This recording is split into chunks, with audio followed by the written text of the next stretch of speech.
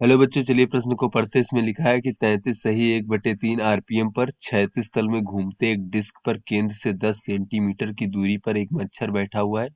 सिद्ध करें कि डिस्क तथा मच्छर के बीच का जो घर्षण गुणांक है उसका मान पाई का वर्ग बटे 81 से अधिक है। बच्चों यहाँ पर गुरुत्वाकर्षण जी का मान दिया गया है। तो चलिए बच्चों इस प्रश्न की मूल अवधारणा को हम देख लेते हैं। बच्चों इस प्रश्न की मूल अवधारणा में हम देख लेते हैं कि कोई वस्तु अगर इस प्रकार से वृत्तीय पथ पर बच्चों गति करता है तो बच्चों वृत्तीय पथ पर गति करने के लिए उसे अभिकेंद्र बल की आवश्यकता होती है बच्चों। और ये अभिकेंद्र बल का मान बच्चों होता है, इस प्रकार से देख लेते हैं, ये होता है एम आर ओमेगा का वर्ग। जहां बच्चों आर वृत्तीय पथ की त्रिज्या है बच्चों और ओमेगा क्या है बच्चों, इसका कोणीय वेग है बच्चों। और ओमेगा कोणीय वेग बराबर होता है 2 पाई एन। एन क्या है बच्चों, ये हमारी इसकी वृत्तीय पथ पर चक्कर लगाने की आवृत्ति है कि 1 सेकंड में कितने चक्कर लगाया जा रहा है। तो चलिए बच्चों अपने प्रश्न को हल करते हैं।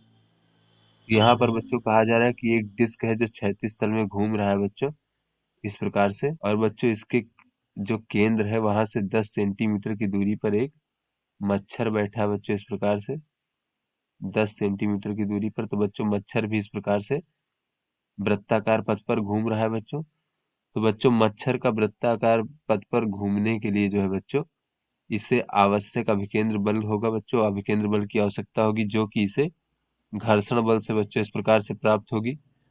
तो बच्चों ये जो हमारा बच्चों यहाँ पर देख लेते हैं, जो हमें बच्चों इसके घूर्णन की यानी कि ये बच्चों वृत्तीय पथ पर गति की आवृत्ति दिया गया है बच्चों, दिया गया है 33 सही 1/3 आरपीएम। तो बच्चों ये 1 मिनट में चक्कर बताया गया है। तो इसे अगर हम प्रति सेकंड ज्ञात करें बच्चों तो ये हो जाएगा 100/3 बच्चों, और इसको हम 60 से भाग दे देंगे तो बच्चों ये चक्कर प्रति सेकंड हमें ज्ञात हो जाएगा बच्चों। तो बच्चों यहाँ से अगर हम देखें तो ओमेगा बराबर हो जाएगा 2 पाई एन। तो बच्चों ये हो जाएगा 2 पाई गुणे 100/180। तो बच्चों ये हो जाएगा हमारा 10 पाई/9 रेडियन पर सेकंड। ये बच्चों हमारा मच्छर का कोणीय वेग हो गया। तो यहाँ से बच्चों अगर हम देखें तो ये जो बच्चों हमारा आवश्यक अभिकेंद्र बल होगा, और बच्चों यहाँ त्रिज्या देख लेते हैं वृत्तीय पथ की, तो बच्चों 10 सेंटीमीटर, इसे हम 0.1 मीटर कह सकते हैं। तो बच्चों वृत्तीय पथ पर गति करने के लिए जो आवश्यक अभिकेंद्र बल है बच्चों एम आर ओमेगा का वर्ग, ये बच्चों हमें जो है प्राप्त होता है, किससे प्राप्त होता है, घर्षण बल से प्राप्त होता है बच्चों। और घर्षण बल का जो अधिकतम मान है उससे जो है ये मान कम होना चाहिए बच्चों। घर्षण बल के अधिकतम मान से ये मान हमारा कम या बराबर होना चाहिए, तभी जो है ये घर्षण बल इस आवश्यक अभिकेंद्र बल को प्रदान कर सकता है। अगर बच्चों ये आवश्यक अभिकेंद्र बल का मान जो है घर्षण बल के अधिकतम मान से अधिक हो जाएगा तो बच्चों अधिकतम घर्षण बल तो इतना ही लग सकता है, तो ये अत्यधिक अधिक अभिकेंद्र बल को घर्षण बल प्रदान नहीं कर पाएगा और वो वृत्तीय पथ पर मच्छर गति नहीं कर पाएगा। तो इस प्रकार से बच्चों अगर हम देखें तो ये जो हमारा घर्षण बल का अधिकतम मान है ये अधिक होना चाहिए, किससे, ये हमारे आवश्यक अभिकेंद्र बल से अधिक होना चाहिए।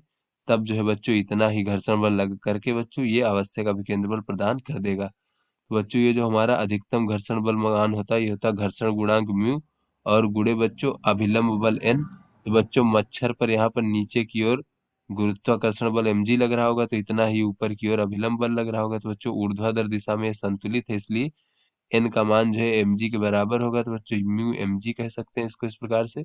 और ये बच्चों एम आर ओमेगा का वर्ग, तो एम से एम कट जाएगा बच्चों, तो यहाँ से म्यू का मान हमें प्राप्त हो जाएगा कि म्यू का मान जो है ये आर ओमेगा का वर्ग भागे जी से अधिक या इसके बराबर होना चाहिए। तो यहाँ से अगर हम मान रखते हैं बच्चों इसका, तो आर का मान है 0.1 और बच्चों ओमेगा का मान है हमारा 10 पाई/9, तो इसका वर्ग हो जाएगा इस प्रकार से। भागे बच्चों जी का मान 10 दिया गया है, तो बच्चों जब इसको हम हल करेंगे तो इस प्रकार से बच्चों ये हमें प्राप्त हो जाएगा कि ये जो मच्छर और डिस्क के बीच में घर्षण गुणांक है इसका मान जो है ये पाई का वर्ग भागे 81 के बराबर अथवा इससे बड़ा होना चाहिए। तो बच्चों ये हमारा यहाँ पर सिद्ध हो गया। तो आशा करते हैं आपको समझ में आ गया होगा। धन्यवाद।